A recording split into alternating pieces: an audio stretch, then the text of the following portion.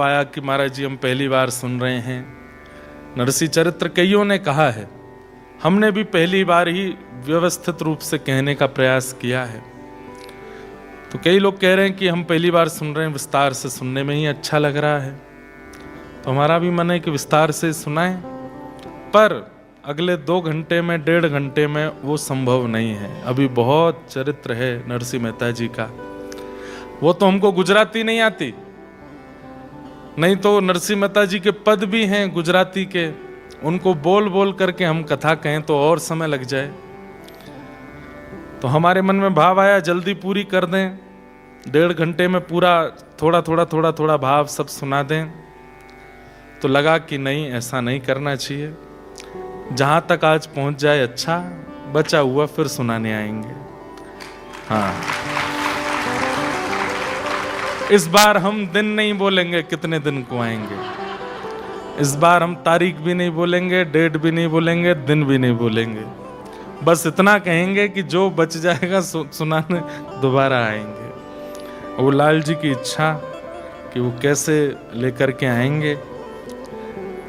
और केवल नरसी जी का ही नहीं, कभी अवसर मिलेगा और भी कई भक्तों के ऐसे चरित्र हैं, नैरोबी में आएंगे तो सुनाया करेंगे। और कभी ठाकुर जी की कृपा हुई तो भागवत कथा भी सुनाएंगे, फिर उसके लिए 7 दिन चाहिए। तो ये डिपार्टमेंट ठाकुर जी पर छोड़ देते हैं। कब आना है, कितने दिन के लिए आना है, कैसे आना है, ये वही जाने। हम तो केवल ठाकुर जी के मंगल भाव में रहेंगे। तो कल हम लोग श्रवण कर रहे थे, ज्यादा समय उसमें नहीं व्यर्थ करते, सीधा चरित्र में ही चढ़ते हैं।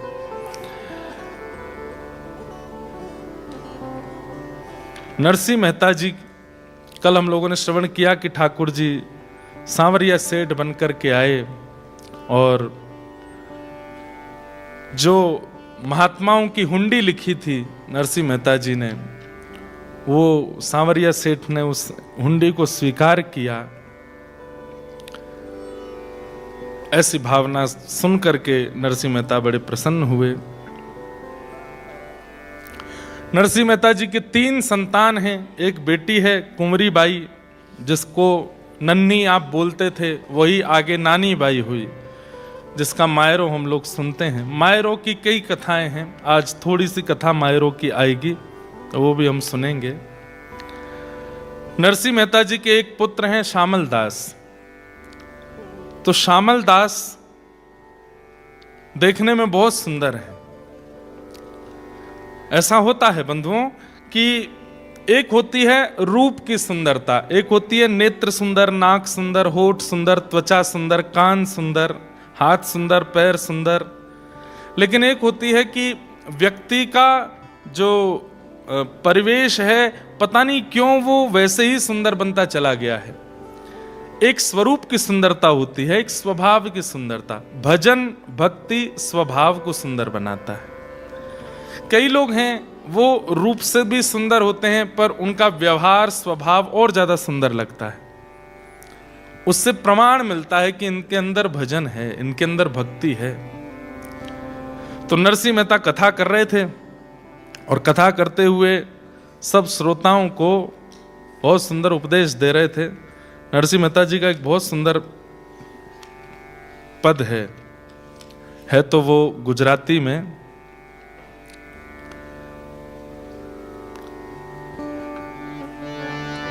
हम उसको बस भाव जो नरसी मेहता, ब्रह्मलोक मां नाही रे, भूतल भक्ति पदार्थ मुटु।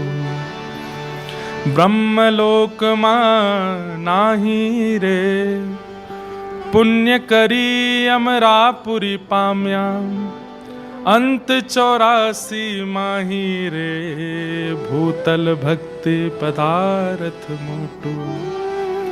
ब्रह्मलोक मां नाही रे, भूतल भक्ति पदार्थ मुटु।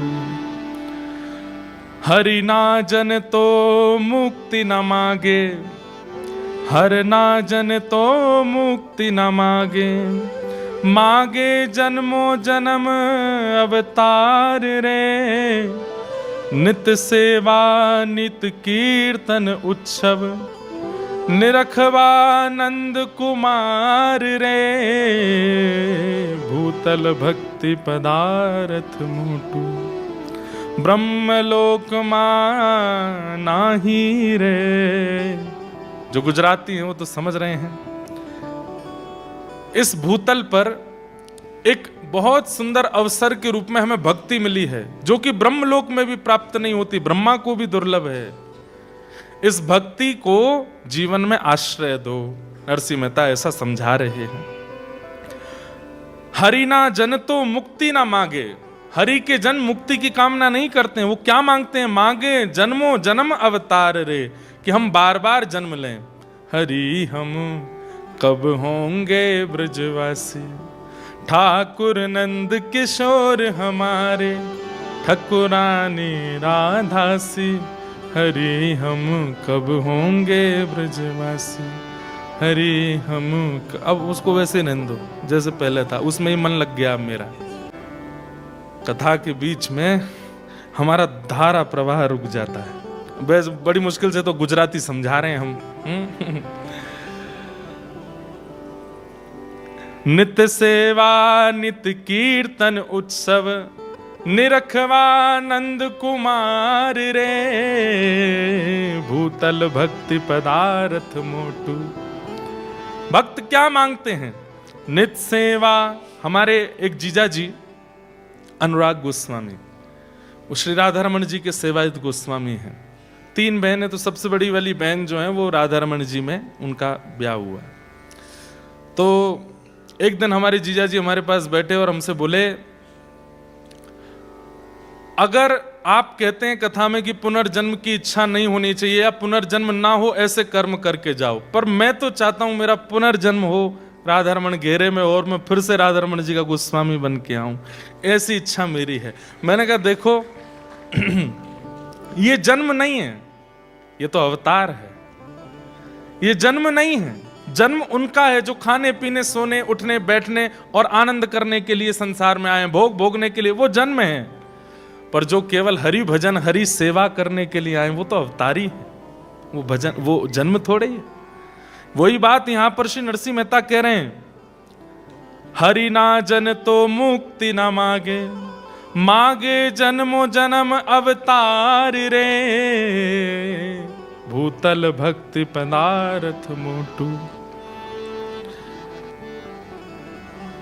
भरत खंड भूतल मां जन्मी, जिने गोविंद ना गुण गाया रे, धन धन रे ए ना मात पिता ने, सफल करी ने काया रे, भूतल भक्ति पदार्थ मोटू।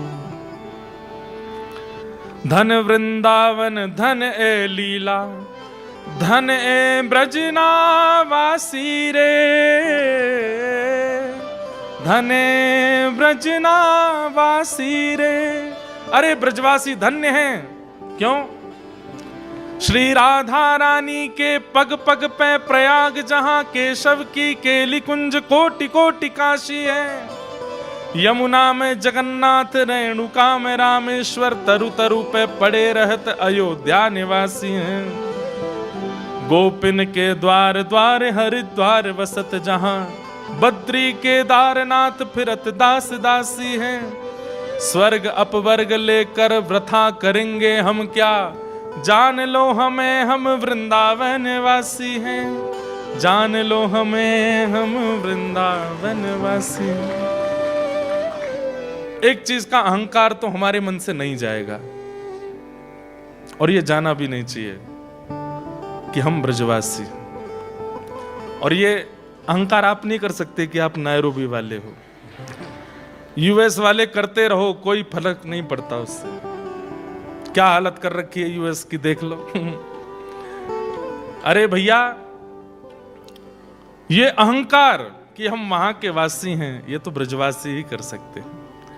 नरसिंह मेहता कह रहे हैं, धन वृंदावन धन ए लीला, धन ए ब्रजनावासी रे, अष्ट महासिद्धि आंगणिये रे उभी, मुक्ति छे एमनी दासी रे, भूतल भक्ति पदार्थ मोटू, ब्रह्मलोक मानाही रे, भूतल भक्ति पदार्थ मोटू। ए रसनो स्वाद शंकर जाने, ए रसनो स्वाद शंकर जाने, के जाने सुख जोगी रे, कोई एक जाने व्रजनो गोपी, कोई एक जाने व्रजनो गोपी, भड़े नरसैयो भोगी रे, भूतल भक्ति पदार्थ मोटू, ब्रह्मलोक मानाही रे। नरसिंह मेहता प्रवचन कर रहे थे और आगे सबसे आगे बैठ करके उनका पुत्र श्यामल दास रो रहा है, नेत्रों से अश्रुपात हो रहे हैं। किस बात के लिए? कि मैं कितना भाग्यशाली हूं कि मैं नरसिंह जी का पुत्र हूं। नरसिंह जी के पास में भोजन की व्यवस्था नहीं है, नरसिंह जी के पास में कपड़े पहनने को लिए नहीं है, लेकिन नरसिंह ऐसे भक्त हैं कि उनके पुत्र इस बात का सौभाग्य मानते हैं। बहुत सारे श्रोता बैठे थे, गिने चुने लोग कथा सुनने आते थे। आज की कथा जैसी विश्राम हुई सब लोग उठ करके जाने लगे, लेकिन एक तो श्यामल दास नहीं उठा और एक पीछे एक व्यक्ति नया नया बैठा था, वो भी नहीं उठा। नरसिंह मेहता बोले, मैं अपने श्रोताओं को जानता हूं पर ये मैंने पहली बार देखा, कौन हो भैया?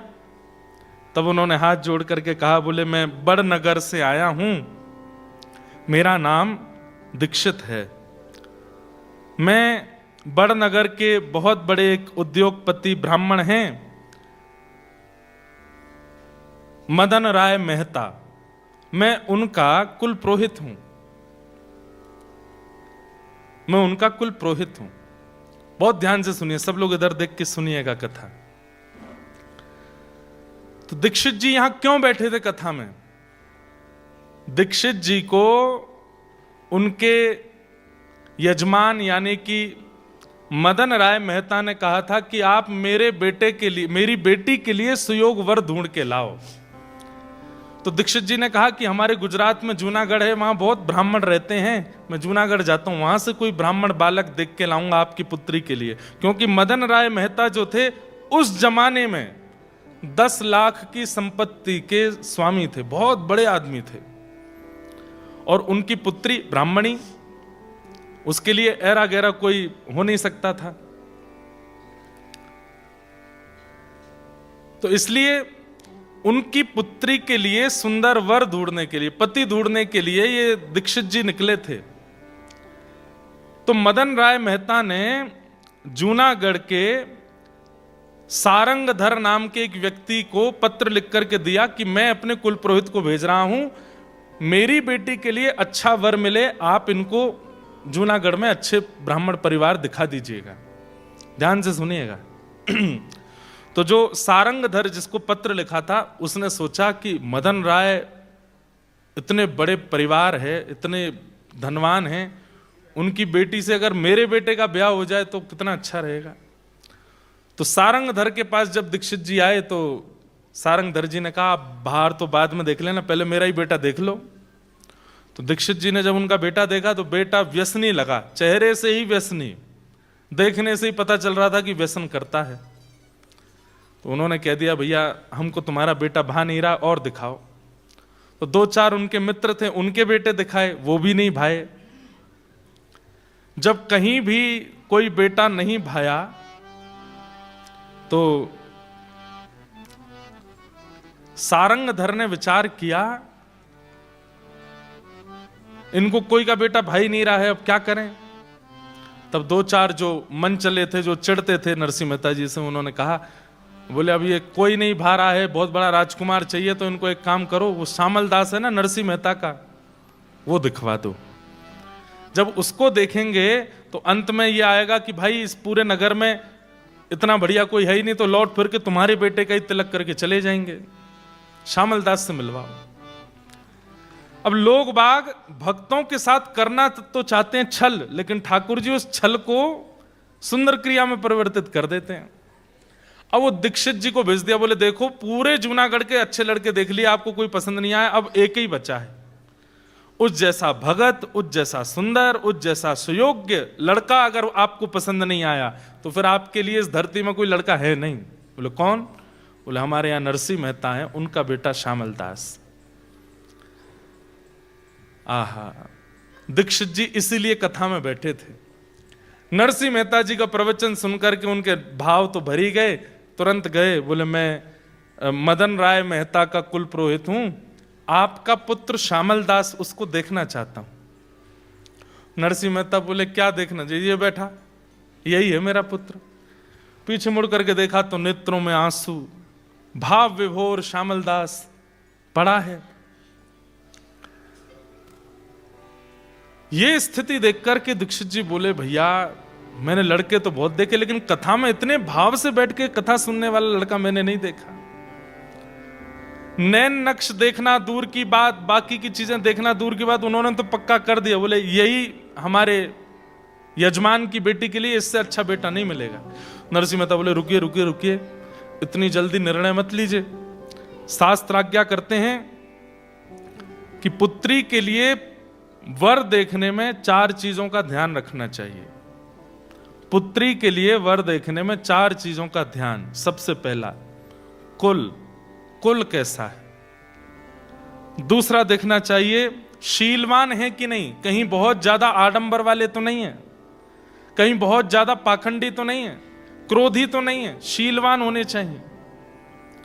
और तीसरा होता है रूप, लड़का सुंदर होना चाहिए। अपनी पुत्री को हम ऐसी किसी को नहीं दे देंगे, उसका रूप सुंदर होना चाहिए। और अंतिम होता है धन, हमसे थोड़े धनवान ज्यादा होने चाहिए, वहीं अपनी पुत्री को भेजेंगे हम। पुत्री का विवाह सदैव अपने से उच्च खानदान में ही करना चाहिए, यह नियम है। पिता को इस धर्म का पालन करना चाहिए। नरसिंह मेहता ये बात दीक्षित जी से कह रहे हैं कि महाराज कुल, शील, रूप, धन ये सब देखना चाहिए। धन तो मेरे पास है नहीं। कुल मेरे पास कैसा है कि ब्राह्मणों ने मुझे नागर वंश से निकाल दिया, भैया ने मुझे घर से निकाल दिया, कुल भी मेरे पास नहीं है। रूप, अब रूप तो जैसा है बस चंदन फोटा लगाते हैं ऐसा ही रूप है, बचा कुचा एक शील ही है हमारे पास, और कुछ नहीं है। दीक्षित जी बोले बस वही चाहिए और कुछ नहीं चाहिए, शीलता ही चाहिए। तुरंत नारियल निकाल करके श्यामल दास की गोद में रख दिया, तिलक कर दिया। बोले रोका हो गया तुम्हारे बेटे का। नरसिंह मेहता बोले मदन राय मेहता बहुत बड़े आदमी हैं, मैं उनके बिल्कुल पांव की धूमन भी नहीं हूं, मैं कैसे करूंगा ये सब। बोले करना तुमको थोड़ी, तुम तो बस बारात लेके आना, करेंगे तो मदन राय मेहता करेंगे सब। नरसिंह मेहता बोले देख लो भैया और थोड़ा जांच कर लीजिएगा आप, ठीक है। अब यहां दीक्षित जी जैसे निकल के आए तो वो नगर के लोगों ने कहा क्यों, कैसी रही, देखा श्यामल दास, हम तो आपसे पहले ही कह रहे थे पसंद नहीं आएगा, ये हमारा ही बेटा ठीक है, इसका तिलक कर दो। बोले तिलक उसका तो मैं करे आया। श्यामल दास बहुत बढ़िया लगा, उसकी गोद में मैं नारियल भी रखे आया, तिलक भी करे आया।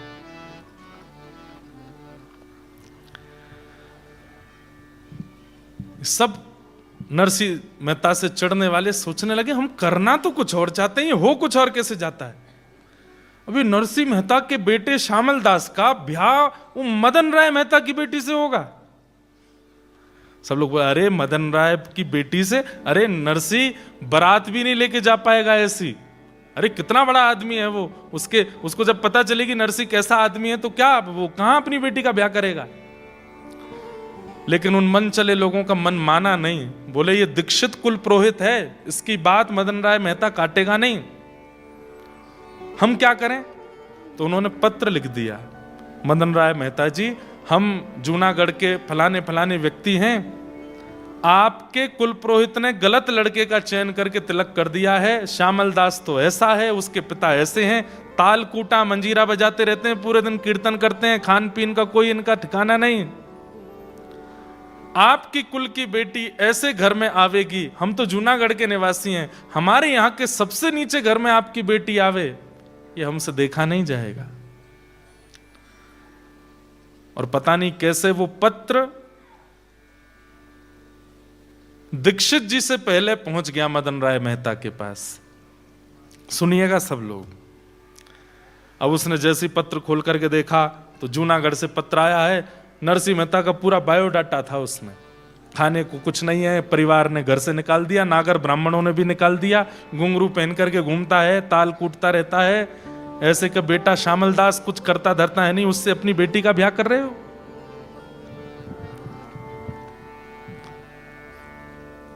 देख करके मदन राय तो बहुत परेशान हुआ।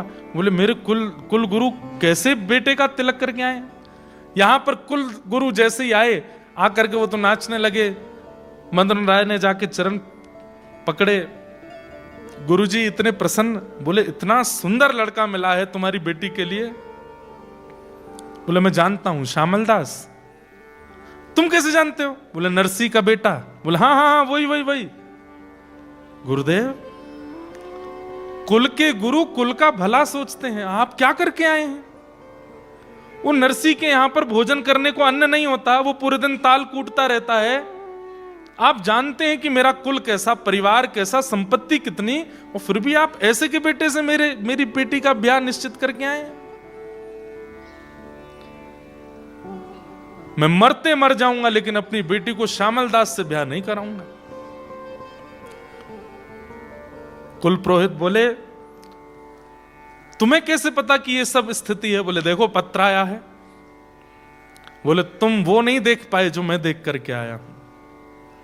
अरे दूसरों के घरों में जाते हैं तो संपत्ति दिखाई देती है, दूसरों के घरों में जाते हैं तो व्यवस्थाएं दिखाई देते हैं। नरसिंह के घर में जाकर के तो वृंदावन का अनुभव हो रहा था, नरसिंह के घर में जाके द्वारिका का अनुभव हो रहा था। नरसिंह के घर में जाके ऐसा नहीं लगता कि यहां लोग रहते हैं, ऐसा लगता था कि यहां परमात्मा रहता है। तुम्हारी बेटी, तुम भले ही बहुत धनवान हो, नरसिंह इतना धनवान नहीं है, लेकिन तुम्हारी बेटी उस घर में बहुत प्रसन्न रहेगी।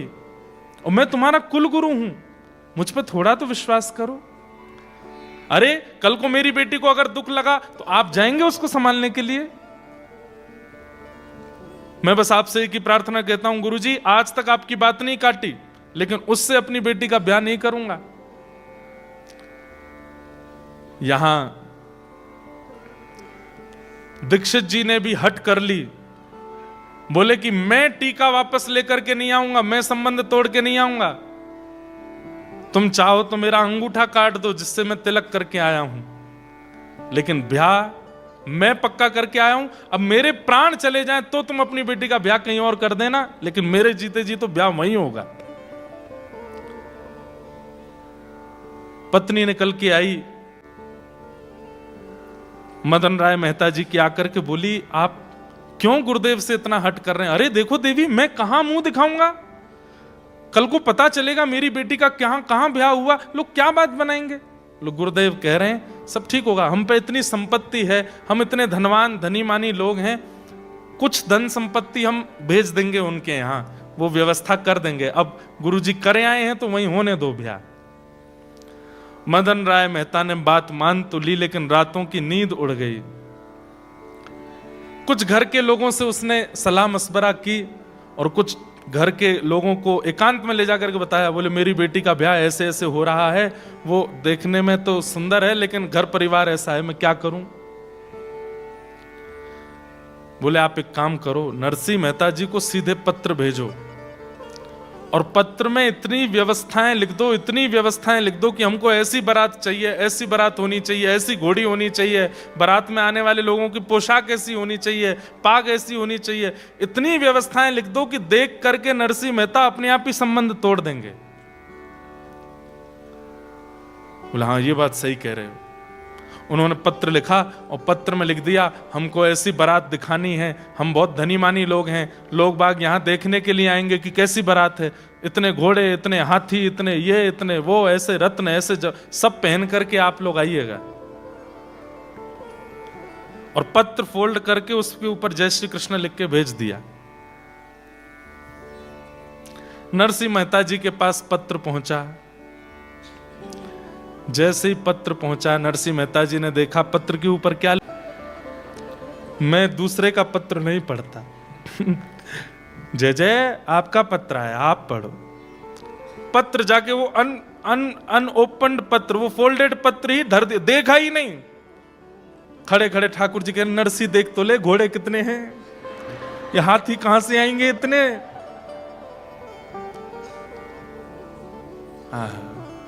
कितना समर्पण है नरसिंह मेहता जी के जीवन में ठाकुर जी के प्रति। धर दिया पत्र ठाकुर जी के चरणों में। कैसे ना माने ठाकुर जी, क्यों ना आवे ठाकुर जी। उसका समर्पण तो देखिए, नरसी का भाव तो देखिए। केवल कृष्ण लिखा है पत्र के ऊपर, तो उस पत्र को खोलूंगा नहीं, ठाकुर जी का पत्र है।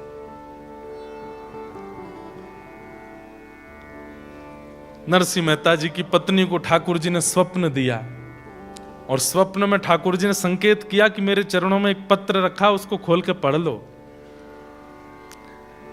जैसे ही पत्नी ने खोल करके देखा और उसके लिखी हुई सब बातें देखी, वो तो उनका तो बीपी हाई हो गया, श्वास चलने लगी। बोले कैसे होगी इतनी व्यवस्था, आपने पढ़ा क्यों नहीं है, कितने दिन हो गए इस पत्र को आए हुए। बोले महीना भर हो गया। बोले इसमें लिखा है अक्षय तृतीया को बारात लेकर के हमको जाना है, और अक्षय तृतीया परसों है। 1 महीना से पत्र धरा विराज रहा है, आपने पढ़ा नहीं। देवी उन्होंने ऊपर नरसी क्यों नहीं लिखा, जय श्री कृष्ण लिख के भेजा था, इसलिए मैंने तो ठाकुर जी के चरणों में रखा। अब ठाकुर जी जाने, महीना भर ठाकुर जी ने पत्र रखा है, तो ठाकुर जी ने कुछ तो व्यवस्था रखी होगी। मेरा एक ही बेटा है, उसका विवाह होना है, परसों अक्षय तृतीया है, हमें बारात लेकर के निकलना है। घर में मंगल गान गाए जाते हैं, नगर की सब महिलाएं आती हैं, खूब उत्सव मनाए जाते हैं। कैसे होगा ये सब।